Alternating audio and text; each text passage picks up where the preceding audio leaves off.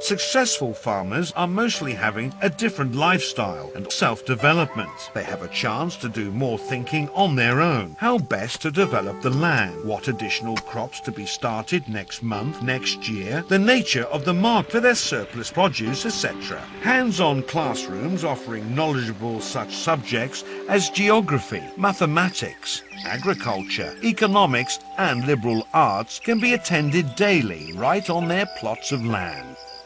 If you adopt the new theory, you survive. It certifies besides clean and safe food. Farmers enjoy good health. The family members live together. All this constitutes national security. Sufficiency economy means national security.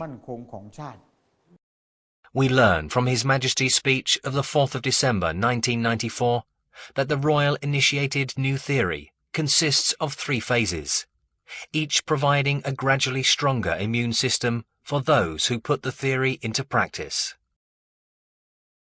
As of today, the Cooperative Community Project, under the directorship of Pra Rajapi Patanatorn, is one of the fully integrated Royal Initiated New Theory projects in existence. All 3 phases have been integrated. During the past few years, the number of villagers in the vicinity of Khao Wong District, Kalasin Province, who relocated or worked in large cities seemed to be smaller. Ponds and crops were springing up visibly on small plots, thus binding the farmers to the land of works all year round. Faith and trust in the monk, their local leader, provided the catalyst to the coming together of a group of farmers in Kongchai sub-district of Kalasin to form the Tawon Patana agricultural cooperatives. At the time of selling, produce from the various paddy fields became one crop as a means to hedge against underpricing. Brainstorming and joint trading mean positive outcome, as they are the key to increase the farmers' bargaining power. Disastrous it would be if they tried to do it individually. That's why the cooperative system in our country needs to be reviewed and revived. Without this, the country would head for hardship. In the past, we went our separate ways. Each selected a place to his liking, and away he went, like a street vendor. Of course, we were treated too unjustly then. Rice containing higher than 14.1% moisture is sold through the co-op channel to general buyers, whereas rice with up to 14% moisture will be processed at the royal-sponsored mill, which was built and equipped with machine financed by His Majesty's own private fund. They might get a higher price somewhere else, but might also be cheated at the weighing machine. Even though the price offered here is a bit lower, one can be sure that our scale has never been tampered with. The royal-sponsored rice mill is presently equipped with a grain sorting machine controlled by the microprocessor to detect contaminants, as well as off-coloured grains. What remains is prime quality rice sought after by both domestic and foreign consumers. Larger-sized enterprises, like rice mill and passion fruit juice cannery, have to rely on government budget or financial support from the office of the RDPB. After the royal-sponsored rice mill, there are other rice mills and large-sized enterprises.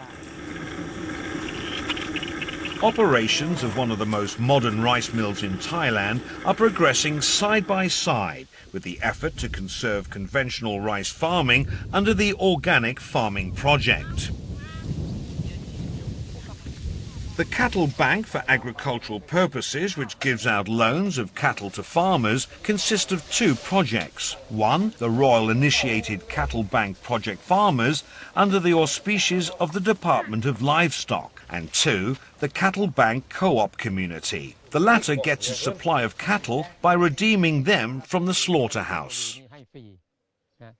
The cattle are loaned to farmers free of charge, on condition that the bank takes possession of the first calf that is born so that it can be loaned to the next borrower. The farmers can, however, keep all other calves as well as the cow. Needy farmers have water buffaloes as their source of manual labour, which partially help cut production costs. Moreover, the manure can be used as fertiliser, another way to cut costs. This here is Toto, the male breeder. People in the neighbourhood bring their cows for breeding here. We raise the cattle when they are alive, bury them when they die. That's what we do. The venerable monk says we are not to distribute or process, only bury. The prohibition against the killing of these breeder bulls and cows is in itself a religious precept. Reward him who has done you a favour. That is intrinsic in the development concept.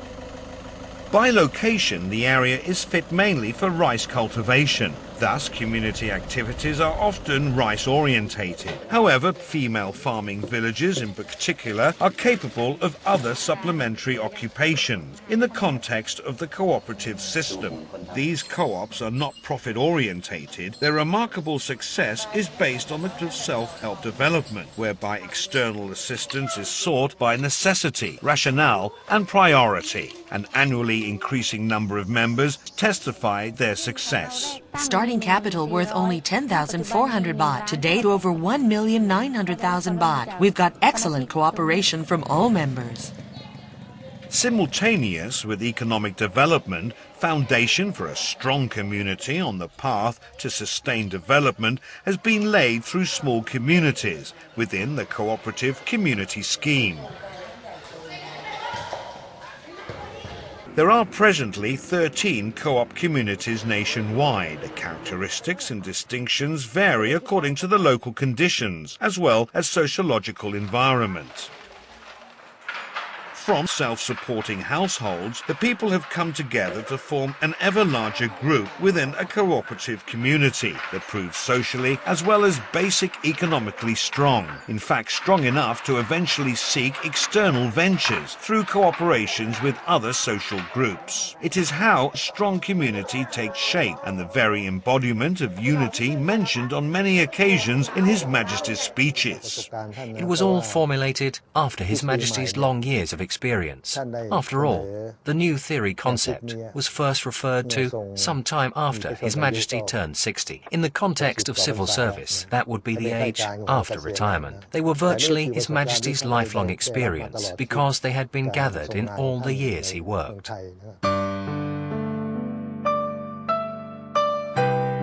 The interrelated three-phase new theory and the three-levelled water resources development are but one example of an impressive array of agricultural development methods His Majesty has initiated.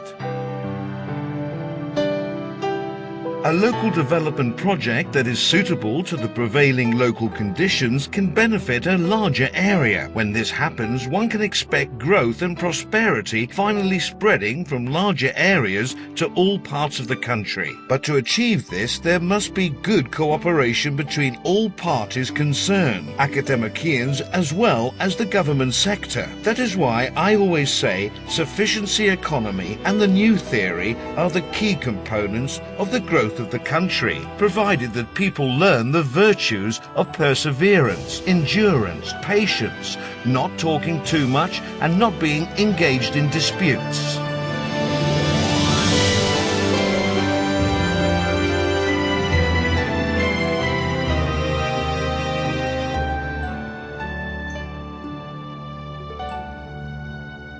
That was the new theory, which His Majesty the King initiated for his farming subjects, especially those impoverished ones. It is evident that the living standards of the farmers who came to adopt the new theory are not destined to remain the same forever. Whether the quality of life will be upgraded for them is contingent on a steady foundation which will enhance sustained progress.